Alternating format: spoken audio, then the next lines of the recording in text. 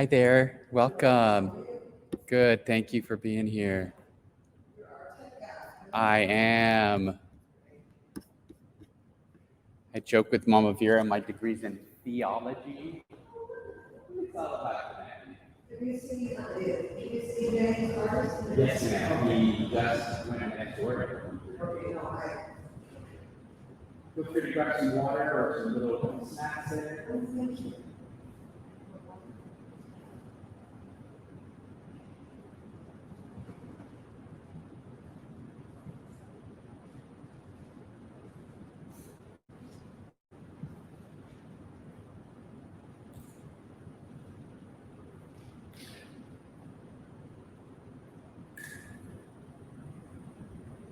So do they still have services masses here? No, this became the Southern Repertory Theater. Yeah, I've been here, but I didn't know the sanctuary. Yeah, no, they played it out. Yes. The first time I actually saw the tabernacle there, I was told them that you have at least a very extensive stuff. Now, I was here for a play here in this auditorium, and then one in the back. Yeah. And the one here, the Maya, I think. The other one, the stories about the African American girl who grew up in a community and went to college and college experience changed her life. It's very well done. And I had seen the play in Los Angeles. I had gone there with some friends for a weekend and it was something to do and saw that show.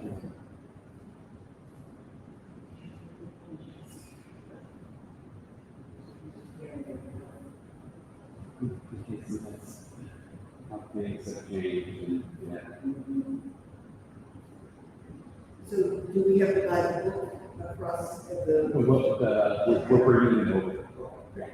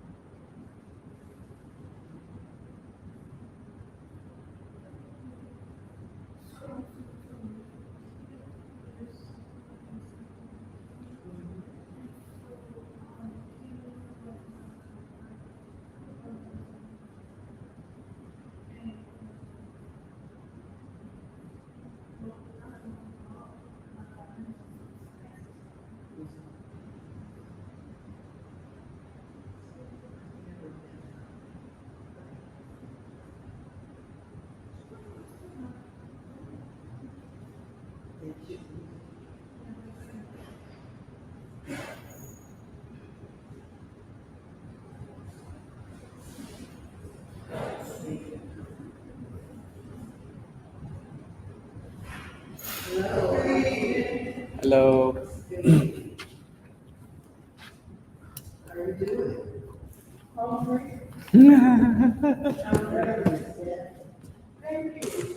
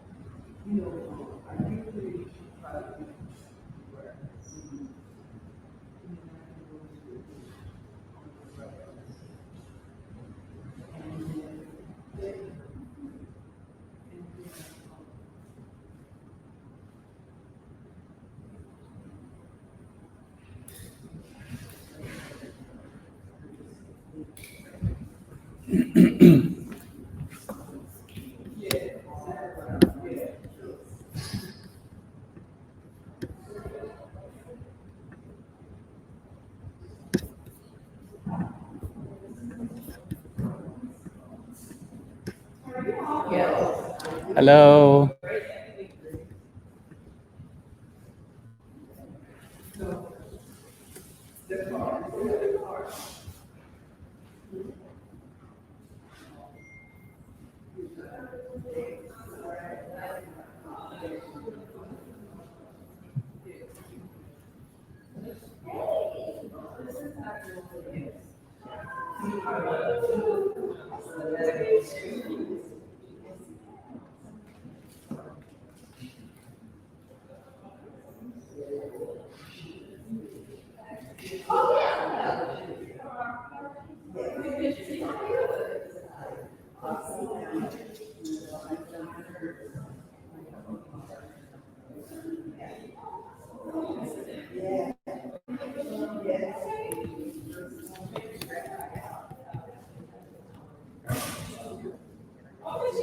So for some reason we're having a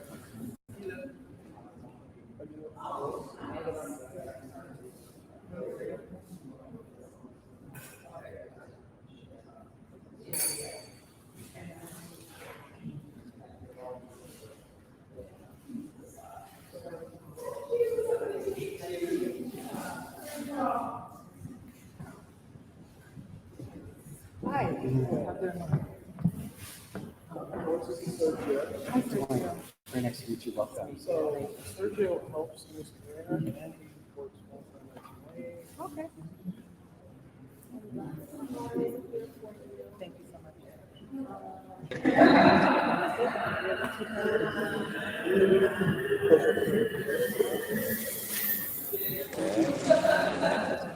Mine.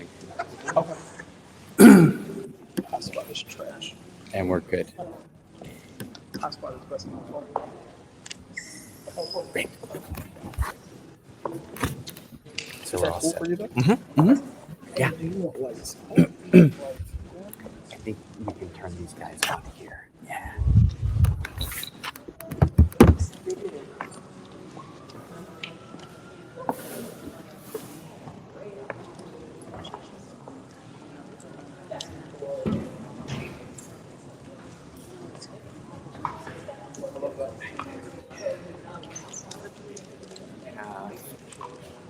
Power there if you want to plug your tablet in. It's at us. Okay. All right. Yeah. So we're.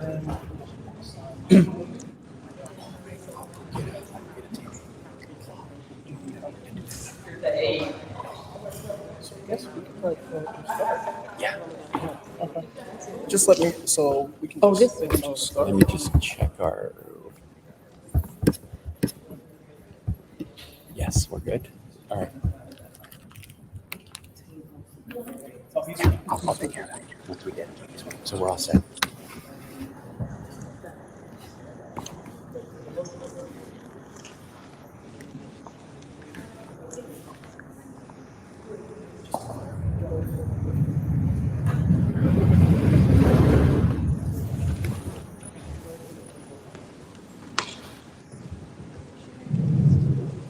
Hello and good afternoon.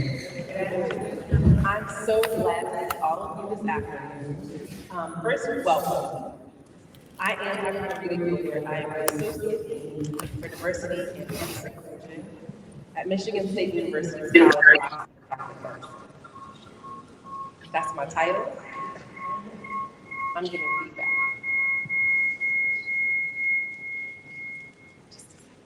Okay, so that's my title. But some of y'all know me in these New Orleans streets as just Marie Gilbert.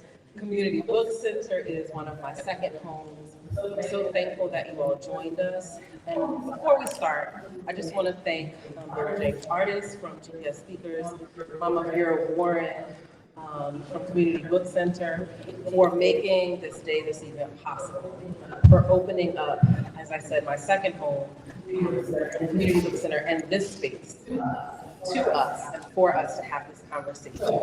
So I'm welcoming you to my home. I hope that you all will introduce yourselves to each other. I hope you will come to this conversation openly so that we can have some honest dialogue about what is happening in our communities and in our schools. So that's all I want to say to you about me. What I am going to do is take this moment to introduce our speakers for the day. So, first, Dr. Monique Morris is president and CEO of Grant Makers for Girls of Color. She's also co-founder of the Black Girl Freedom Fund.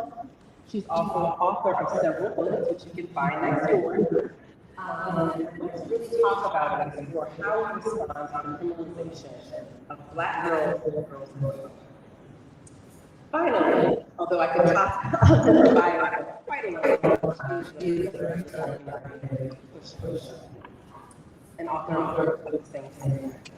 Our other guest this afternoon is Dr. Alice Williams, who would like to welcome the incoming superintendent of NOLA Public Schools.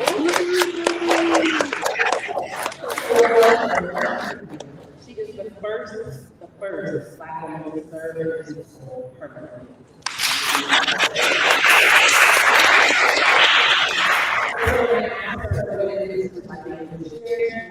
Make sure that her core values of excellence, equity, and joy. So let us join us on the stage and hear from them as they do.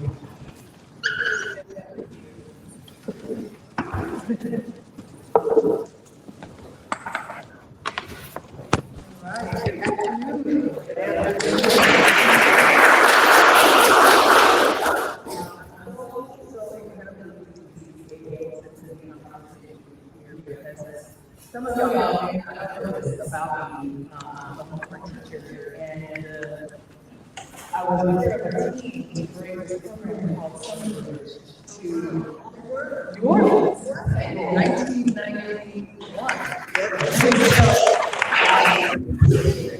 And I'm really excited about that. And the cover of the course is follow-up to the shout. Two girls are from so my love for the and when thinking about where we wanted to have a conversation to talk about this latest iteration of this work, exploring what happens to Black girls in schools and how we can remedy some of the harm that they take place. New Orleans made a whole lot of sense. So I'm really thrilled that we are able to have this conversation and to move this work forward. And I guess, we want to have a conversation more than anything, and to share a little bit of the book with you all, and share a little bit of how the book makes sense here. You all, but know that this is, much of my work around this is really open and input. It's really something that we are trying to build and grow in a lot of different ways, a lot of different channels, and to support as many ways and avenues as possible. So I'll start spaces for Black people. We can talk about a little bit more. So push out the first book that I wrote on the topic of what is happening in girls in schools, particularly mapping out criminalization of Black girls in schools. So things that lead Black girls to be vulnerable, the future contact with the court of criminal legal system, the overuse of suspensions and expulsions, the reliance on arrests, the over-reliance on what I call instruments of surveillance, or the metal detectors, the body scans, the policing schools, like a lot of things that prime Black girls, and in some ways harm Black girls or be triggered Black girls when they are survivors of institutional and interpersonal violence outside of school. And so writing the show is really my way of having a conversation with, well, number one, Black women and girls. So I dedicated the show to Black girls because I wanted Black girls to learn more, not imagining this, right? This is a pattern of something that we see that we want to correct. And so you're not alone and you're not imagining things. And then, with Singer with the Dance of Blues, it was really sort of a mapping of the way that many of our educational institutions are responding to this. And how they're leading some of the wisdoms of our elders and ancestors guide some of our exciting and innovative interventions with Black women and a growing number of Latina and Indigenous schools who are also experiencing some of this violence and some of these harms in ways that we can support and hopefully replicate it in other ways. And then with cultivating joyful learning spaces for Black girls, insights into interrupting school push-out, I wanted to take the conversation directly to teachers. I wanted to move the conversation from being sort of a broad academic or profile of different spaces and really start to just have a conversation with educators about how they're building out cultures in schools to support joyful learning and to support conditions that allow Black girls to be their full selves in learning spaces, not to have to abandon who they are in order to learn, and for us to really begin to address some of the things that I've been mapping out and push out in some of the education, the way that Black males are perceived as more adult-like than their peers, which can lead to harsher punishment, the ways that Black girls' bodies are sexualized, and the way that they are treated when they come to school out of uniform or with dress codes that tell them that their hair is inappropriate for school, the natural way their hair grows out of their head is inappropriate for school, or some of the other things that we see in school settings where some of the interpersonal or sexual harassment that they experience in school is not really treated as a serious issue in schools, or just those are the things that we know that can cause harm to Black girls. With joyful learning, it was really about saying, okay, as educators, what do we do? Right? So much of what I write about are large factors that require the community to be in conversation with us as a community with us about ways to support Black girls. I started this out by talking about sexual violence and an 11-year-old girl who was sex trafficked. Right? So I'm not only talking about the decisions that take place in school, but I am primarily creating this conversation in schools because I know that education, and we know from research, that education is a critical protective factor against future contact with the criminal legal system. So when girls do have education, they can combat a lot of other negative harm conditions in their communities that cause harm, right? And that when they don't have an education, they're more likely to be in abusive relationships, more likely to live in poverty, more likely not to be able to make decisions for their lives that allow them to wake up. And so, this is pretty much the case for everybody, but it's really the case for us, right? And so, and we don't talk about that as a country. We spend a lot of time talking about it in a global sense, but it's also true here in this country. And so, I think with joyful learning, I wanted to say, as educators, as school leaders, as people who are engaged in education policies, how do we cultivate the space so that Black girls are not multiplied? How do we create a culture in our schools that isn't about surveillance and punishment, but rather about finding where Black girls are standing, happily, proudly, robustly in their gifts, and working the best? Right? Like when a Black girl is being loud, instead of seeing that as problematic, what gift is she doing? Right? What is her gift? If she's like, I don't know what is that? And how do we start from there to design our space to respond on purpose? And how we move her rather than saying you are being combative, you are disrespectful, insubordinate, I need you to leave, right? We don't want you to leave. We want you to be here. And how do we make that a part of the culture in our language, in our framing, and in our invitations to partnerships? And so, when the opportunity came for you to have this conversation with the incoming superintendent of the school, I was like, yes, exactly what we want to do. Because, I know that with CBC culture and your work in education has been about trying to locate some of these spaces. And so, what I was hoping you might do is, offer how some of the things in the new book can resonate with the work that you're planning to bring here to Small.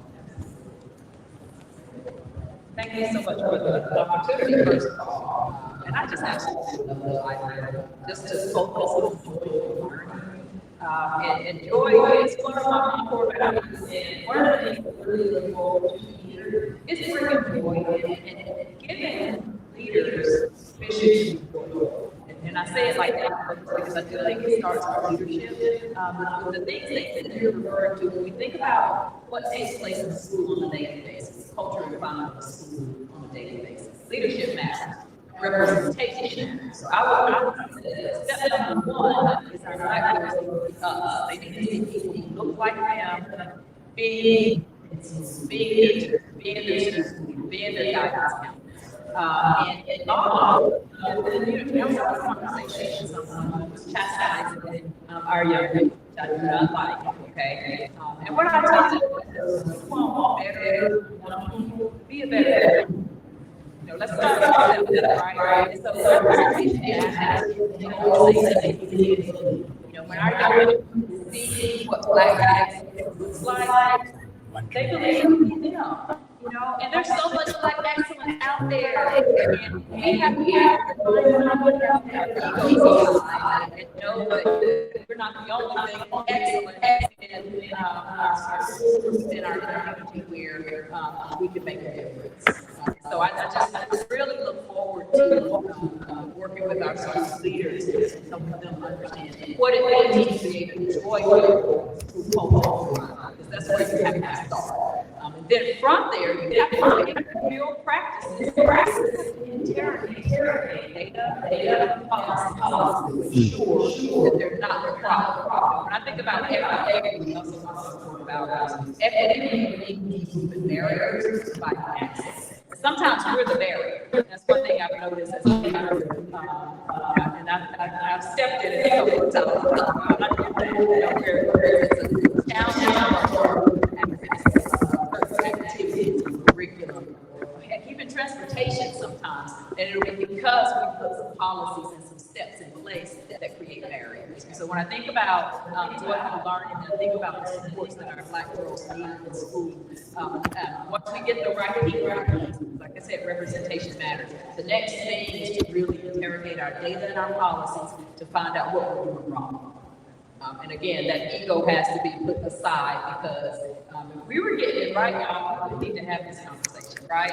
And so if everything we were doing was working, there would not be a need for this. It's not working. There are some things that we need to improve upon that are adult issues that we need to fix. And so I would say those would be the first two big rocks: is that representation, then truly interrogate the data and policies, so that we can go ahead and remove barriers to make sure that we're providing access. And I'm sure I'll talk about this a little bit more. The third thing is to articulate what that means, because you've got to shift mindsets, y'all. We cannot do this work with the mindset that we had prior to truly understanding the plight of our Black girls. And that's the part that's really challenging. Because it's hard. It's one thing in policy, that's a paper, right? It's something totally different. And when we start talking about working with our teachers and even our leaders, our community partners, our supporters, it's about hearts. It's hearts and minds. And it's about treating our young people in such a way that they feel valued, they feel seen and heard in a positive way. I so appreciate you saying that. And as you were talking, a couple of things came to mind. One though was that for Push Out, I came to New Orleans to conduct some of the interviews and research with girls. And one of the things that the girls would consistently say to me, cisgender and transgender girls in New Orleans, would say, my school feels like a prison, right? Like, I don't want to be here, and I feel like they just want me to stand in line and do what I'm supposed to do, and not really engaged with me as a learner. And it was something, I didn't only hear that, right? Yeah. Right. And you never want to hear it, right? That's not what we're able to do. And it started to get, actually, it launched into a series of questions around the country for young people about what they do want to see in their schools. And often, you know, these girls and parents would say, I want my school to be a sanctuary. They want it to be a space where they feel comfortable and safe. They don't want it to be a place that resembles a prison. So even in the writing Cultivating joyful learning spaces and some of the conversations that I was having with other educators about how we do that, some of it was specific. So some of it was just yucky, right? It doesn't feel welcoming, and young people don't want to be in a space that smells or that doesn't have basic infrastructure to all the things that help them feel like they can be comfortable. But the other thing, which I think points to your issue around equity and how we prepare educators to hold that space, is that when people think about joyful learning spaces, they tend to think young, they tend to think play, and they forget what joy was like among older adolescents and young folks who are maybe expressing joy a little differently, and who are also seeking joy in the curriculum, right? Who want to see themselves and want to see a deep interrogation around their presence in schools as a part of them feeling connected to the school, but it also makes them happy to learn about themselves, right? It makes them happy to center themselves in conversations, to recognize themselves in conversations about justice. And what we want to do is prepare our educators, and even in this strange climate that we're in, nationally,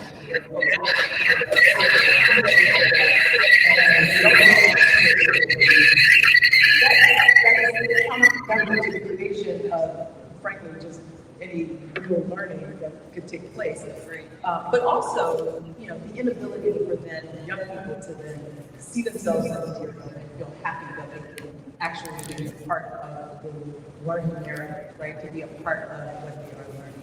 So it's a hard conversation to have when we're talking about the curriculum, but I don't want to lose sight of that. So what are you thinking in terms of how we can tackle some of the harder questions about not just where you're learning or how they are learning, but also what? I like what you said about joy, because that is the, I have to explain how joy can be a core value. Because joy is not about play. It's about optimism and believing that better things are ahead, but it's about doing the hard work that it takes to remain optimistic.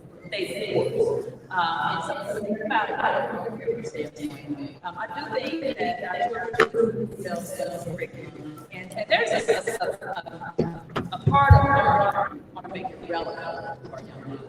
And you have classes who really responsive. They can do that in content area. I had a teacher at one of my middle schools. She's from America. The thing I loved about her was that she was studying the history of hip hop. And so all of her lessons were around music. She was an English teacher, and so she would have the writing about point of view from the symphony that was or something of that nature. So it takes a level of creativity to be able to do that. It takes hard and desire to reach our young people. Talk about being relevant. That's no matter where you are. We don't get to say, well, we're not going to be relevant today, and we're not going to be relevant in this unique time and space today, right? So educators have to really have to do that. And I do worry about the current state that we're in right now, because there are a lot of states and districts that have put sanctions on teachers who stray away whatever their requirements are around teaching about race and teaching about slavery, that sort of thing. And our children need to know who we are, they need to know it from a sense of pride. And it really takes care of believes that, or at least looks in the heart. Because we can't know it.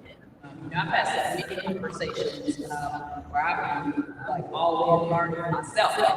I'm not in any way, shape, form, or fashion claim to be a historian, right? There's always something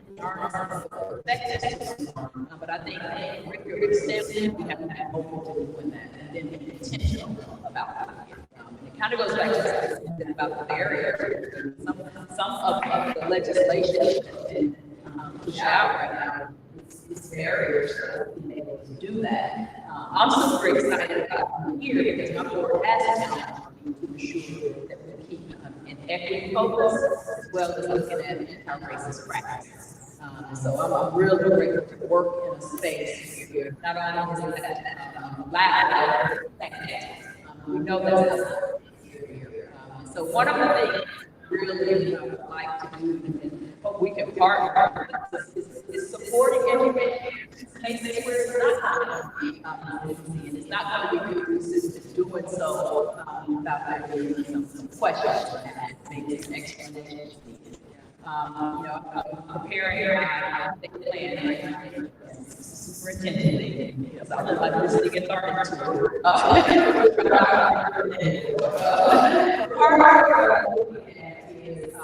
Some different ways that we can provide equity and I want to be able to do book studies and Twitter chats. I would love for us to do studies of any of you, especially this newest. But just to give people a space and have those conversations to invite some new minds.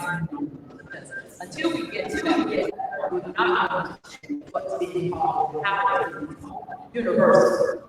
It'll remain pockets.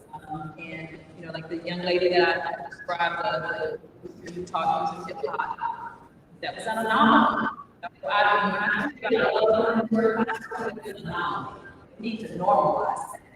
And it's going to take our efforts in order to do that. It takes a while to popularize something like that. So I have a position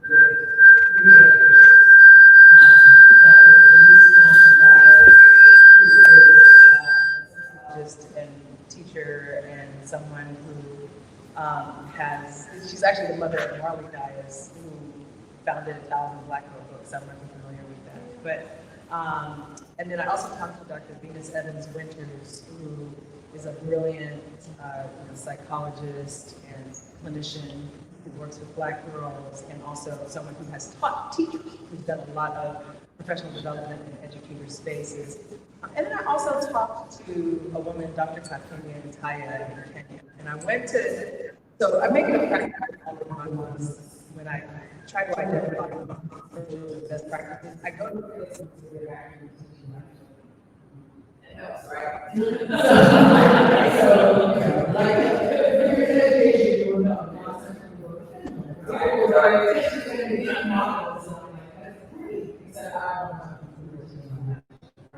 So, also our other content that we should know about and that we should be embracing and supporting. So Dr.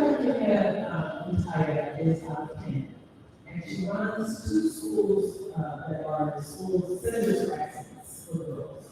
And she, I met her in the University of as she was describing what she was up against and what she was fighting, it sounded very familiar. So I was like, a lot of times people don't think that we have these similarities about like why you do this girls and why are you doing this work? What does this look like other girls? And I was like, exactly the same question that I asking. Only she was actually moving to or build out a community, and a lot of colleges do that was by bringing in a lot of community. So actually, one of my favorite chapters is a conversation with Dr. Katumia because we had a chance to visit her schools, speak to the village chief, talk to elders in the community. We sat in our session, not just our still feel the non-verbal cues and connections that they're making. But one of the most beautiful things that I saw her do, that I also saw a program in San Diego, that I read about blues, is the space where they bring cheers and routine of the grandmothers to come in to the show. I have to say, that elders and grandmothers especially for our schools, and that the school that I saw in the program I was observing in San Diego, that I was a program where grandmothers replaced security where the grandmothers came in and escorted the students to class, grandmothers were like, we're going to get out, grandmothers were like, hey, what do you need? And it was the most beautiful expression in the young people and addressed multiple. So not only was it about bringing community to health, it was also for young people who were inclined to trouble. We look at young people who get in trouble, are young people who are experiencing trouble. So a lot of that is sometimes very connection, lack of connection to their elders and community. So when they were experiencing hunger in that way, it was deep, right? I think it's really saying, right? Where she's bringing in grandmothers to witness this. I remember, so this is my favorite daughter, but this is my other daughter, Holly is her baby.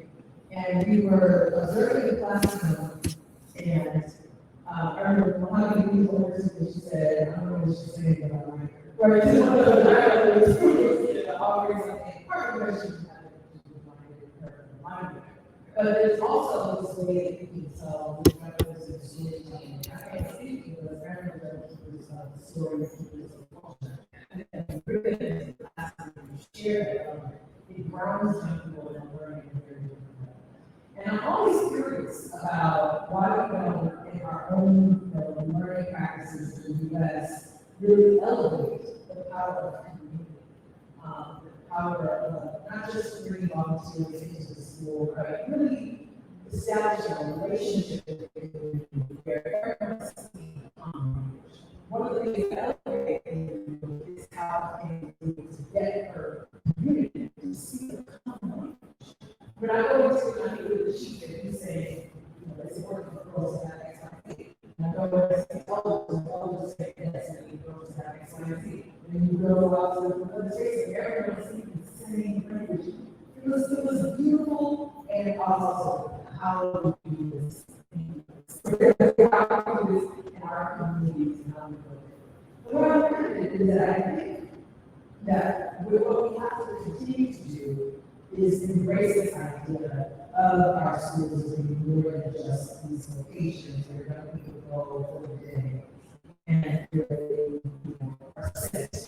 Right? Where we send them off and trust others. Not everybody doesn't know you're moving in and out of schools, but I think what we have to do is create a more flexible system that allows for those kinds of interactions to be part of the culture that allows us to share that. I love all that because there's so many opportunities with how we're thinking about bringing community that isn't necessarily just about this is what we all do as leadership, or just about writing grant, but really think about how we build community in a way that allows our girls and girls to feel seen, but also held in their work. Yeah, so definitely engaging with the community. That's job number one. And and I love what you said about the common language getting on one floor. I know a lot of times you hear people talk about buy-in. I kind of roll my eyes when I hear the word buy-in. I want a commitment. I want a commitment towards improving the learning, the living conditions, the involvement, whatever it is that we're seeking to do, there needs to be a commitment. But I do think it starts with leaders coming on one board and owning the fact that we've got some challenges and that we need our collective energies in order to address them. I'm really excited as the first female superintendent. We also have the first Black female mayor and a Black female sheriff. And the three of us have actually met and talked about the work that needs to be done and how each of us can support, within our own entities and pull other people in. Because there are certainly, aside from the three of us, there'll be some others that will absolutely need to engage with us. And so, looking at our churches and our faith-based communities, looking at civic organizations like our Rotarians, Lions Clubs, and of course, our sororities and our fraternities and our local elected officials and business owners. It takes everybody. And there's enough work for everybody. It kind of goes back to what I said earlier about getting the ego out of the way. It can't be about who owns it or whose idea it was. It has to just really be about loving our babies. And being committed enough to loving our babies that we just want the work to get done. And it's not about who does it. It's not about whose idea. It's not about who gets credit for it. When we get rid of that mindset, I know we can get a whole lot more done. Because that's a barrier. I talked about barriers earlier. That's certainly a barrier to progress. So one of the things that I'm excited about is working with our community to really address trauma and mental health. Because it's been overlooked and in ways that's just not okay. When I was in Selma, I was superintendent in Selma for 5 years. And one of the things that I made sure we did was address mental health. All of our guidance counselors were trained in mental health first aid. And we shifted the narrative in terms of what discipline looked like, and I use air quotes for a reason, because we were looking at consequences sometimes when our young people make bad decisions. But we looked at how do we restore, how do we heal? And what do you need? What do you need from your school? How do we help you not make that choice again? And how do we understand why you made that choice? And maybe we'll get it. Because again, it could go back to a barrier on our part that's a policy that we just needed to change anyway. And you don't know that until you actually listen to our young people and give them a voice, give them a seat at the table, and make sure that they are in a safe space to be able to bring their whole selves to express that. And I do think we can get to that sense of community if we're all willing to engage at that level. Again, putting aside the ego piece, but going deeper and really being creative, and then acknowledging some of the missteps that we've had along the way. I'm a big believer in data. And I love looking for root causes. I love that 5 whys, and why again, and several more times until we can really get a better understanding of why we're here in the first place and what we can do about it, and helping our young people to do the same thing. I do think that one place that sometimes schools fail is really on that critical thinking piece, where our young people, we talk a lot about social and emotional learning, but I think it's still new for a lot of us educators to truly understand what it looks like to mesh that with critical thinking and a critical understanding of why you make the decisions that you make. When I was a middle school principal, I used to always say if I had a magic wand. And if I had a magic wand, one of the things that I would do is really make sure that our teachers and leaders understood enough about adolescent psychology and child psychology to understand why our babies do some of what they do. But then I would want them to understand it from a cultural perspective, not just general. And I think when we get to a point where we're willing to do that, we absolutely can get to some collective decisions. Absolutely. Yes.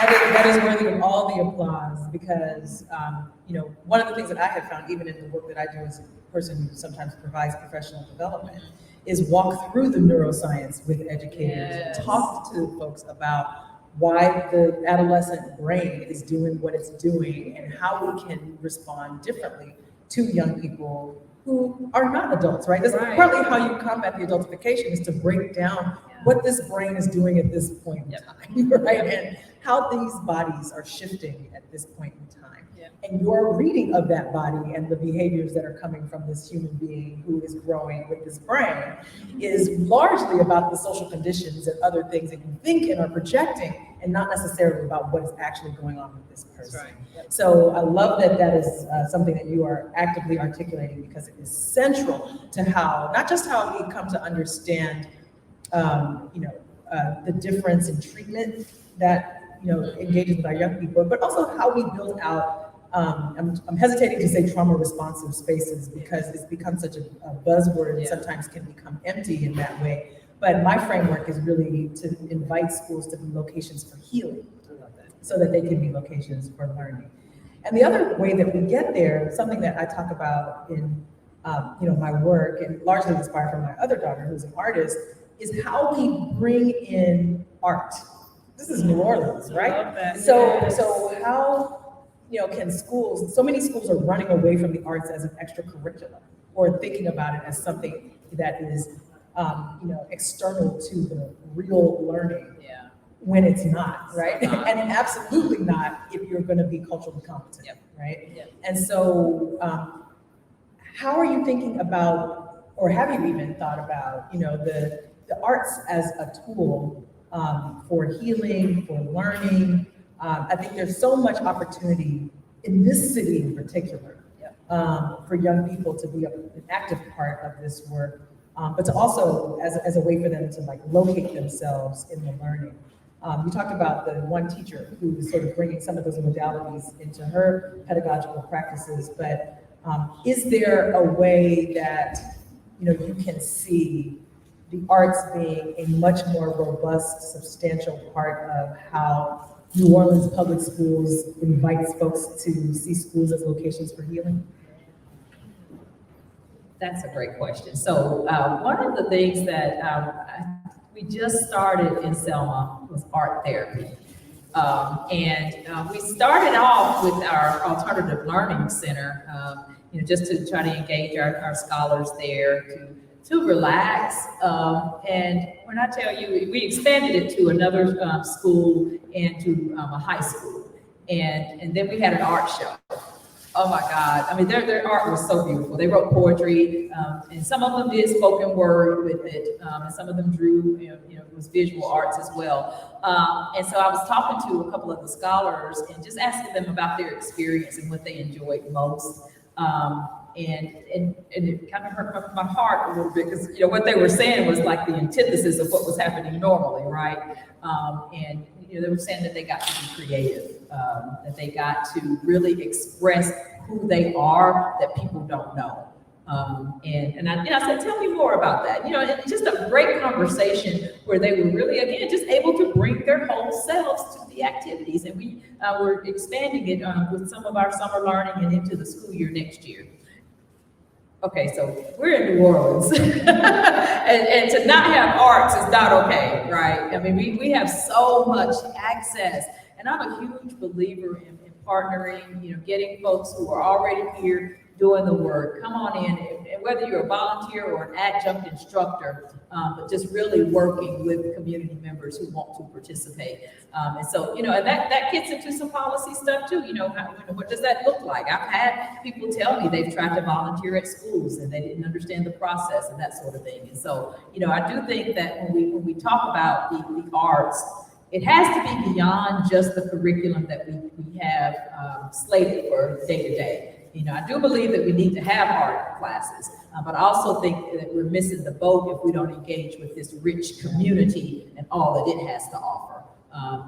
It's a both and. We want the arts in our schools, but we also must partner with our community and create a space for them to be able to share their gifts with young people. Because our babies are so talented. There's just no shortage of talent, and now that's when you see joy, and they're able to engage with art and just expressing themselves. And I love what the scholar said, that she got to show people who she really is. And some of them were some of our troubled young people who were, had made some decisions, gotten in trouble, or whatever the case may have been. But you didn't see that when you looked at their artwork.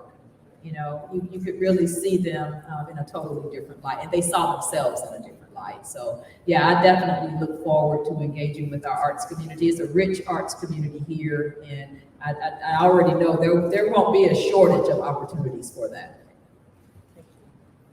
So are there any questions, or let's bring y'all into this?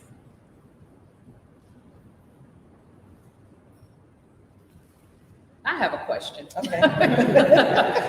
You mentioned doing professional development. So with your newest book, can you talk to me about what that looks like for professional learning for teachers? What would be the top priorities, and what would a school need to do to be ready to engage in that work? So a couple of things. There have been a couple of different approaches that schools have taken with my work. One is to do a series of book studies. There was one district that took Push Out, for example, and split up the chapters by school. So the school leaders were each responsible for reading a chapter and then reporting it out and coming back into community to hold some discussions and lead discussions on each chapter of that project. So some people have taken each one of my books and done that kind of thing with it. In the work that I do, depending on the nature of the partnership or relationship, a lot of where I spend time with educators and school leaders is around making sure they understand what push out is, what I mean when I say push out, that I'm talking about policies, practices, conditions, prevailing consciousness. So when we think about Black girls, that renders them vulnerable to future contact with the juvenile court or criminal legal system, and do some unpacking around the decision-making that follows those understandings. So, I think a good place, I always offer that a good place to start, obviously, is to familiarize yourself with the material. But I think that a lot of what I lead in my work with educators is an opportunity to unpack it a little more and to bring in some very specific examples about the data that is happening and conditions and trends that you see in your area. Right.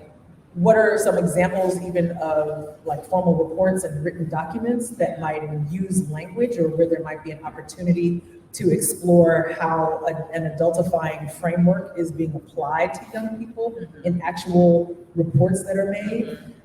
In one instance, we did a section around just unpacking the official incident reports.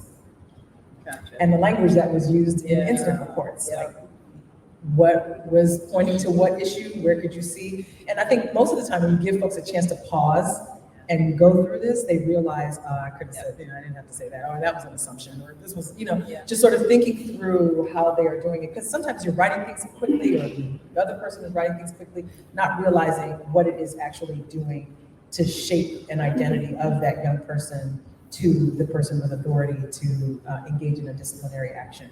And so the opportunity to sort of bring it back and have conversations, share some successful models around how the framing has helped schools rethink how they are even designing a school such that it can be a safe space for Black girls is very helpful for folks who may not have had that effort, or who may not have had it in a long time.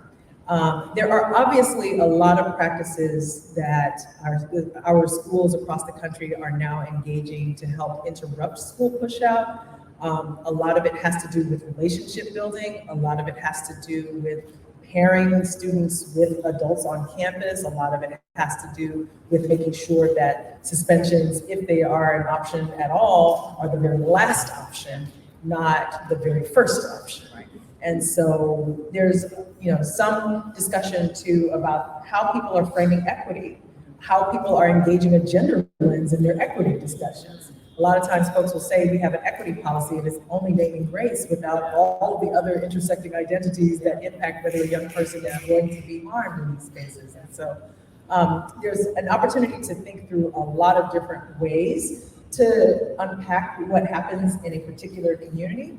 The thing about education, as education, I say education and conversations about like criminal justice, these are very local conversations. Yeah, they are. Right? Very local conversations. We have national policy and national frameworks, and we offer national trends, But what's happening is local, in this case, as a student interaction with a teacher, right? Right. Will inform so much of how we understand what's available in community, what the responses are in that community, et cetera.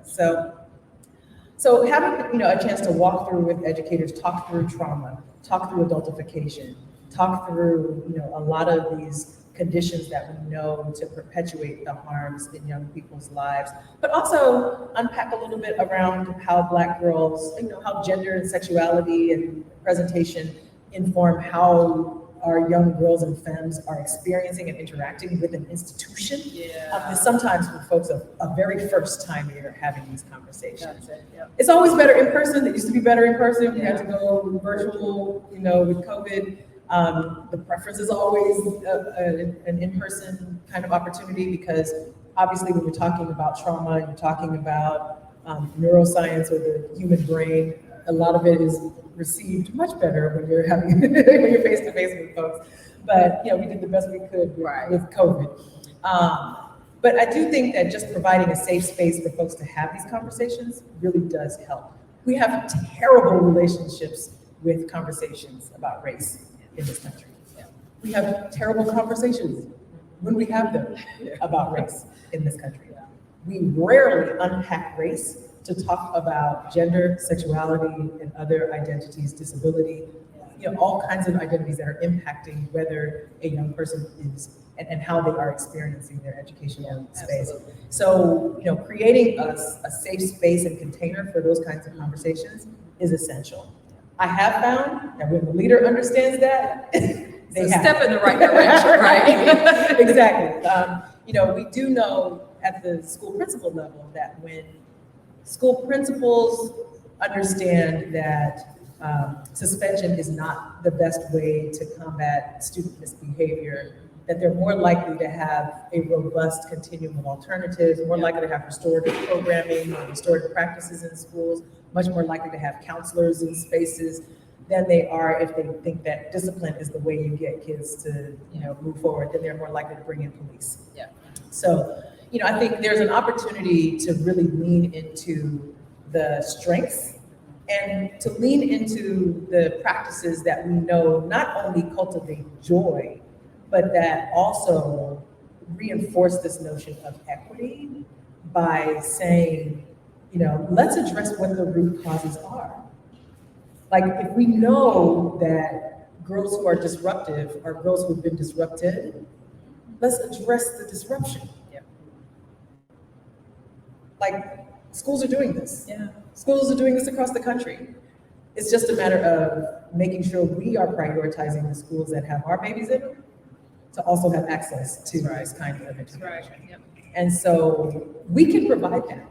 We can provide that. So a lot of times, when I talk to folks, they'll say, these schools have more money, these districts have more money. And I'm like, yeah, but some of the things I'm talking about have nothing to do with money. Right, that's right. Right? The things that I'm talking about have to do with intention, have to do with our relationships with our young people, have to do with our relationships between our institutions that are educating our young people and communities, especially in districts and spaces where there might be generations of families who have gone to the same school and who are bringing with them a lot of trauma back into the school because of their own problematic relationships, and sort of training their young people, trying to protect their young people, trying to prime their young people for an experience that was not a good one. And so how we build relationships with folks by honoring that, understanding that, but also then listening and receiving what they have to say as an opportunity for us to build better relationships with the community in those ways is everything. And so, I think, again, this is a unique space that has a lot of folks. New Orleans has a lot of eyes on its education, right? And the charter space and the public space. Like, there's all this debate that happens all the time here and about here. But I think what's possible here, and what I have seen take place here, is a chance for folks to see young people as whole humans who can contribute so much to the value of their communities when they are invested in. So we know what our young people bring to the table with what we've been able to invest in. Like, what does it look like if we invest so much more in their well-being and create an infrastructure where they're succeeding, not despite what has happened, but because of what has happened. And that's what the shift is about. That's what we're fighting for. That's why we have the Black Girl Freedom Fund, the work that I do through philanthropy. It's also why I write all these books and have these films, because it's really just an invitation to be in community with folks about how we invest. One of my investment partners is here. Sean is here from the Ms. Foundation and runs a fund.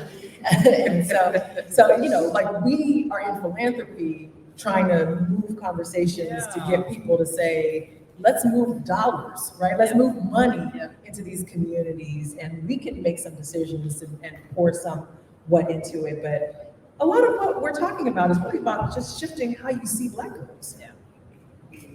Like how you respond to Black girls. So what we can do to increase the capacity for folks to see Black girls and femmes for who they actually are, and not what we think they are, you know, that's where it is. Yeah.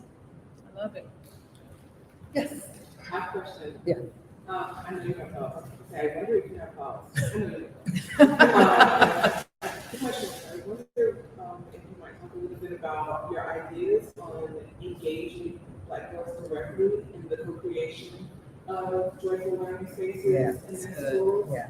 And what are the ways that we can be more accountable to them for doing that or not? Thank you. So the question was, what are the ways that what are my thoughts on how we bring Black girls in as co-constructors of the experience of joy in their learning, and how we can be accountable to them. So everything I do, most of what I do is rooted in the idea that young people are experts in their own experience, and that when we bring them into partnership with us, that we have a better relationship with what it is that we're trying to tackle, right?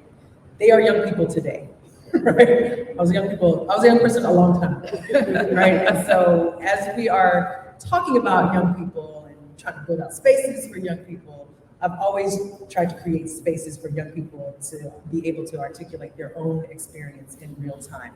We've been doing that through our Black Girl Freedom Fund, where the decisions that are made about which grants go out the door and who receives what are made by Black girls and femmes.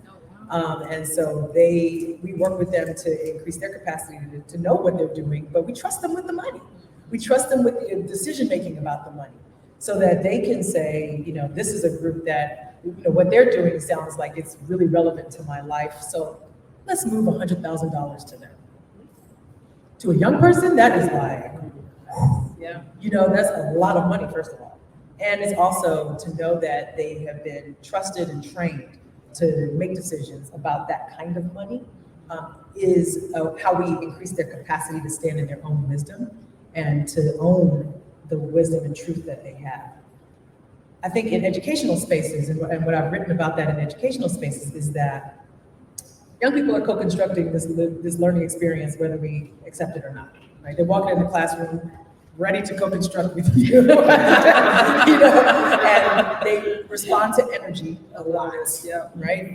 And a lot of times educators will say, this is my classroom, these are my rules, you're coming to my space, and that is the quickest way to disengage a young person who is ready to co-construct with you, whether you're gonna experience this, willingly or not. That's right. And so I think, the invitation that I make often to educators and school leaders is to really think about how not just you can bring young people into crafting policy, where there are some districts like in Philadelphia where girls were part of constructing the school dress code policies, right? Because they were like, we're gonna be, on the receiving end of this, let's talk about what this might look like and what the structures might be, in place to not engage in any acts of oppression against me. So the creation of language to help mitigate harm with girls, but also even in the school to invite educators to co-construct some agreements for the classroom, some way of bringing folks into the decision making. Some have been very creative around the creation of classroom villages, where there's an assignment of an identity to each student, and that they rotate so that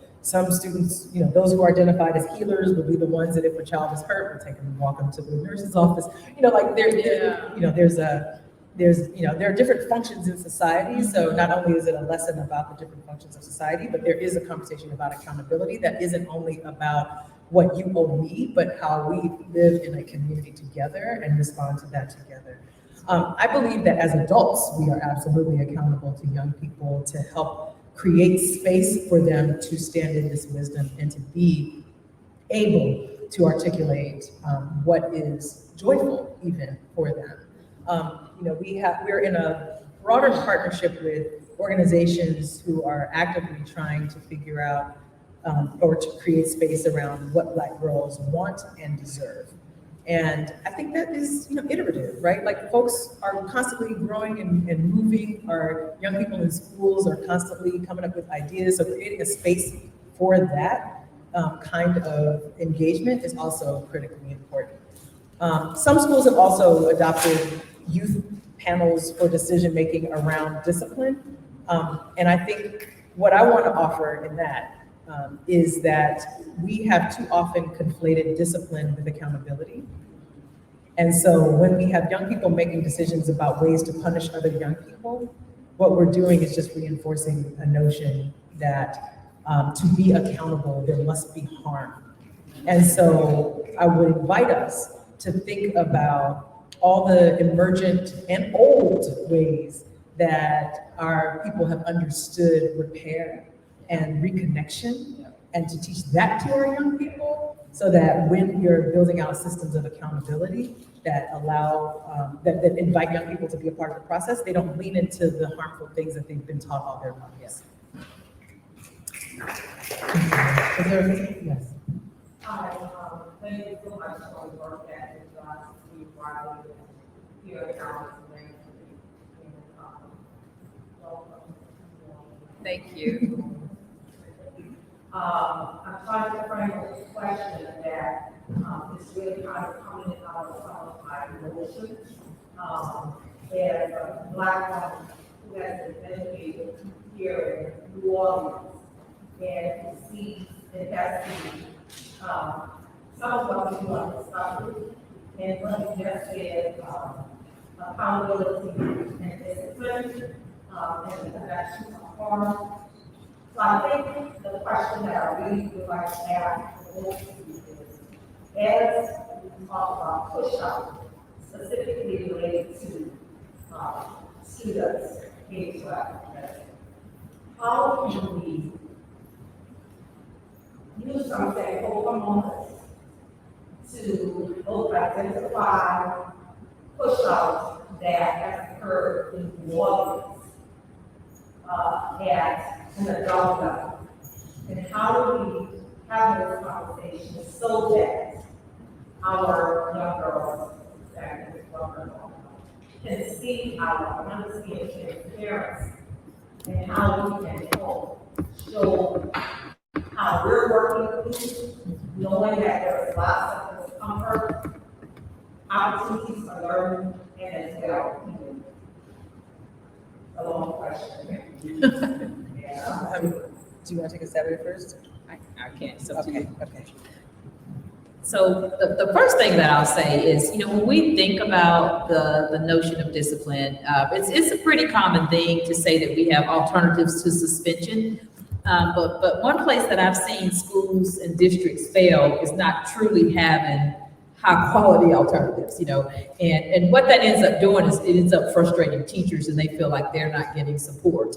I'm all about keeping students first, though, so whether you're getting support or not, what is it doing to that child? So I think we have to be very intentional about what we mean by alternatives to suspension, and it has to be healing based.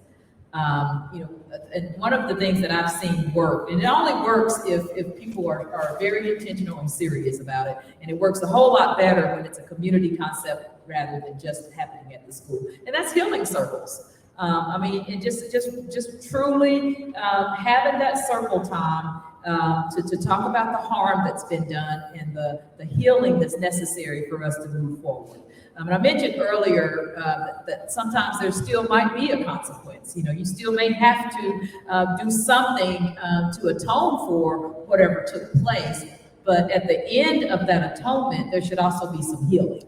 And I think we missed the boat when we don't allow our young people to truly get an understanding of what happened, what decision they made, why they made it, and if it was the right decision for them, what can we do to support you still? Because, one of the things that I'm really firm on is just knowing that we don't always get it right. And one of my pet peeves is when we fall back on policy as if that's supposed to mean something to a young person who's hurting.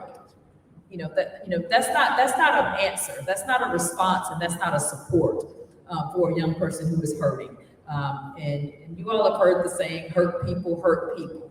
And, we have to go a little bit deeper in understanding the root causes, why this took place, but we have to really, really, really be intentional about making sure that the healing takes place as a result. And so we had a school shooting last year in Selma, and it was gang related, and it was really a very tumultuous time.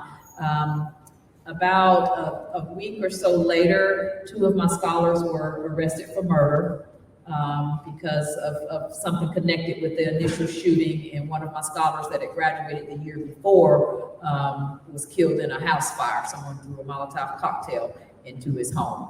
And so, and sometimes people like to point at the schools and blame the schools because they say it started at the school. No, it started long before getting to school. And that's why the community perspective is so necessary. The thing I love about being an educator is that we have a captive audience. We've got these babies for a good chunk of the day, and sometimes we spend more time with them than their families.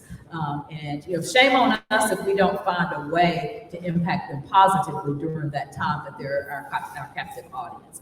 But even with that being the case, we cannot do it without it being a community focus. And so one of the things I'm looking forward to here is connecting with the community and finding out what's already happening. Because I'm a firm believer that we've got exemplars everywhere. We've got things that are already happening, that are working, and that are engaging our Black girls in a way that's positive and empowering to them. Where are those spaces happening here now? And then what are some supports that are needed to make sure that we do it more widespread?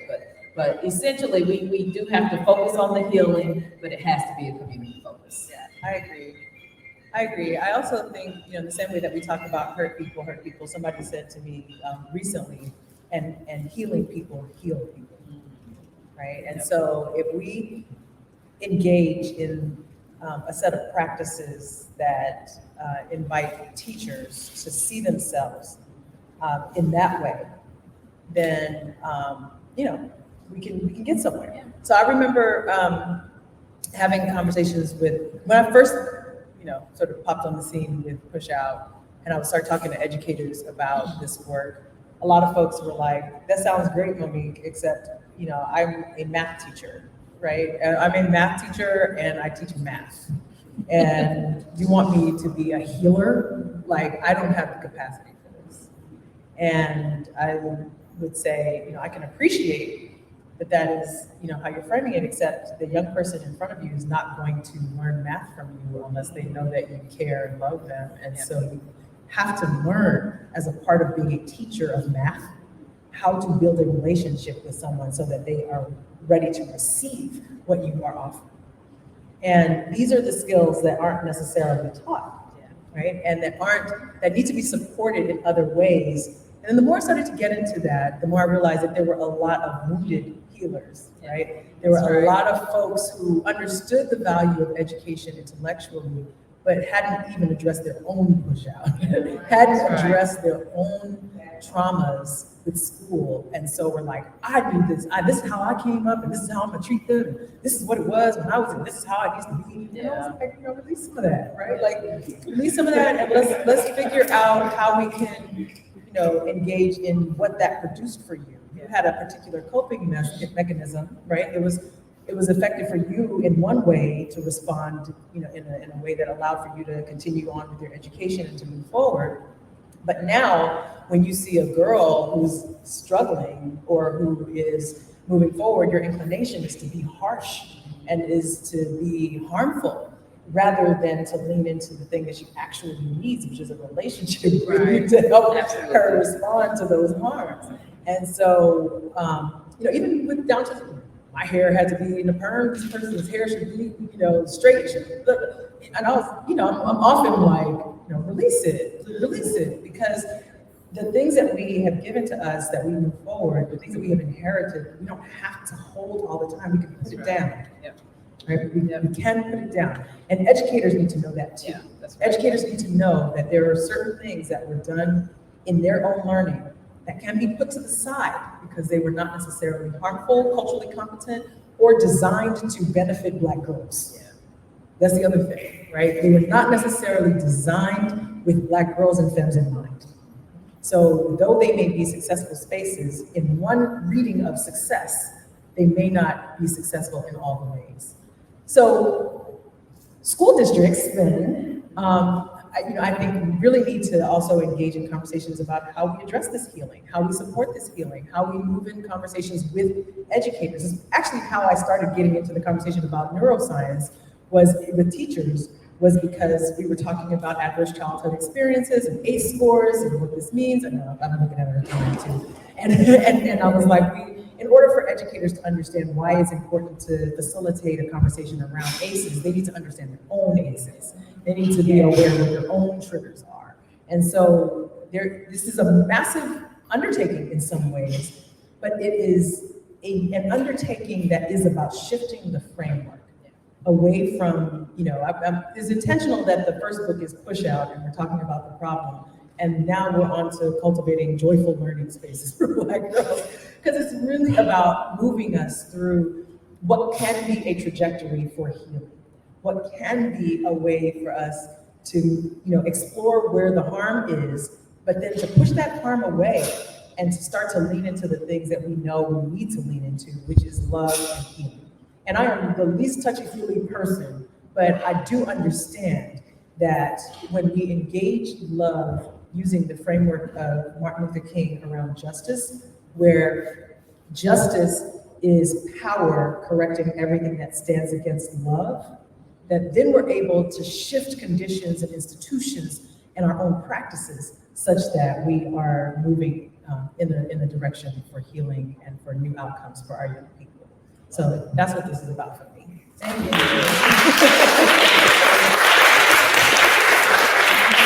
Thank you. So a huge thank you to you both. We're going to transition very shortly into our book signing portion. Before we do, I want to just do a couple of things. So first, some thank yous to both of you. Personally, because as I was working on my dissertation, and my mom would always ask me, so what are you talking about? And I would talk about Black girls. I never explained it as well as you do. So Mama, that's secondly, I just wanted to affirm both of you all. I think as we have these conversations about Black girls, it's also important to bring Black girls so that we can hear from them. And I'm so happy to have one of my babies, or our village babies, that decided today that she wanted to come to this book signing. So I say to us, even as we're talking about this work, know that our work is sitting next to us, right? And to remember that we never know what they're listening to, and certainly in the ways in which we carry ourselves and our profession, right? Just out here in the streets, the things that they're picking up about what is important to us and how we're showing up in community. So I wanted to affirm both of you because Kaylani wanted to be here with us today. And the last thing I want to do is to bring up Mama Vera Warren.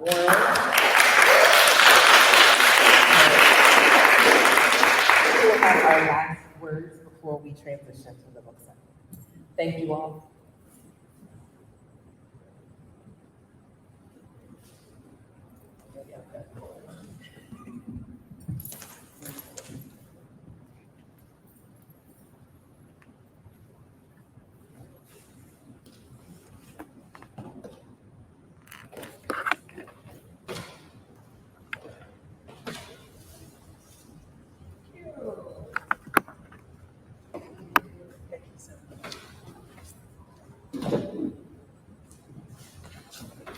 On behalf of Community Book Center, first of all, I'd like to thank you all for joining in with us today. This is such a very important conversation And we're very appreciative that you took the time, not only to come and be here today, but to do the work that you're doing for our young people, particularly our girls. So that's what I'd like to see. Secondly, I'd like to thank all of you who have come here. We know that there is so much going on in our city today, and the fact that you decided to be here with us shows your commitment to our children, especially our girls. And this is really, really touching my heart as a product of the New Orleans public school system. At that time, it was one system, and not a system of schools. I know that I am who I am because from kindergarten to 5th grade, all of my teachers looked like me. Not only did they look like me, but many of them lived in the community that I lived in. In addition to that, their children also attended the school that we had all attended the same school. So if it was good enough for us, it was good enough for them. I think that it's disheartening now with the system I know that you've inherited, that the whole lottery, well, they call it one app. It's a really tough process for parents to navigate, and everyone wants their children to be in a good school. Even more, they don't want them to be in failing schools. And in the opinion of the community, and they all should be good schools. We should not have to settle to have any child in a failing school when the whole notion of what we're dealing with was to improve the educational process for all children. So I am looking forward to working with you, and I appreciate your stance and wanting to work and be a part of the community, because that's where our children are. They are in the community, and we have to meet them where they are. So again, on behalf of Community Book Center and all of our supporters and people who love and have an investment in the lives of our children, we welcome you, we thank you, and we look forward to working with both of you in the future. And if there's anything we could do to support any of your work, please let us know. Don't hesitate. Thank y'all so much.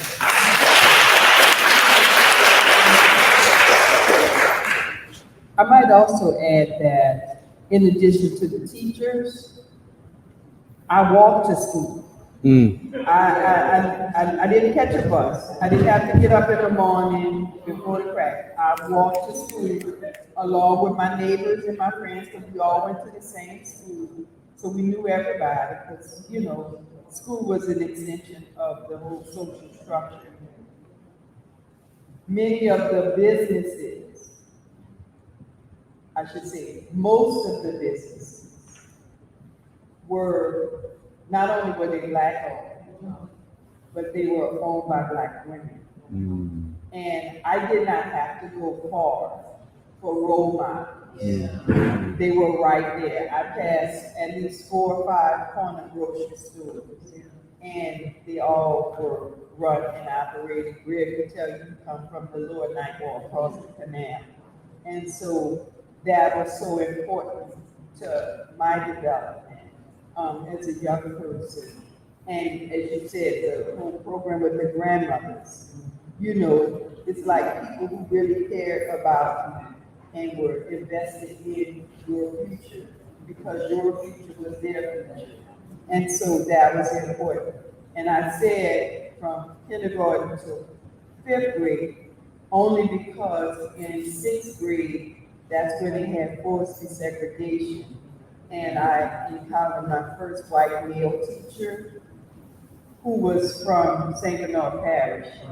And, you know, it's like a real racist area. And he made us really realize that he did not want to be there, and he did not want he didn't want to teach us, and he could care less about our success. His name was Mr. Bernard. I remember all of that. That's what is really important, and a lot of what we're dealing with now is the same situation. So we need to address that type of attitude and mindset. Thank you.